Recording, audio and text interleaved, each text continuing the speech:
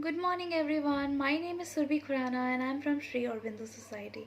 On behalf of Sri Aurobindo Society, I welcome you all to the most successful and innovative idea sharing platform, that is ZIIEI. ZIIEI stands for Zero Investment Innovation for Education Initiatives.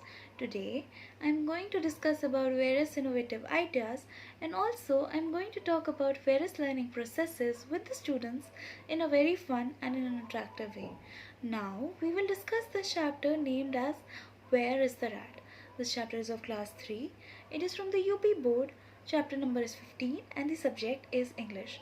The name of the ZII innovative idea is theme based attendance. The innovation is that through this idea, theme based attendance, we transform the duration of attendance into a learning process, because most of the time this duration is considered unproductive in a classroom. So the idea is very simple. Instead of saying present ma'am, present sir, yes ma'am, students will say a simple sentence by using proper nouns and articles, and also use the prepositions such as in, on, under, above, etc. Also, the time required to implement this idea is around 20 minutes. So, today we are going to cover the chapter Where is the Rat using the idea theme based attendance. Initiate the discussion in the classroom and ask the students to observe the classroom properly.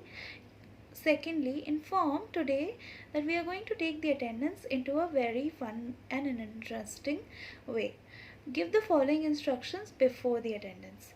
Students will choose any two objects and use a preposition to form a sentence.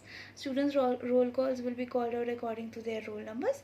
Each students will be listing the sentences of the other students carefully.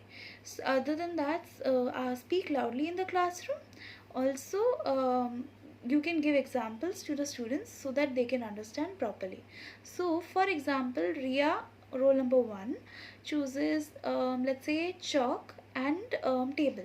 So, she can form a sentence, the chalk is on the table. Similarly, rule number 2, let's say Priya chooses bench. So she'll bench and almirah. So she'll say the bench is near the umbrella. The same process will be continued till all the students respond.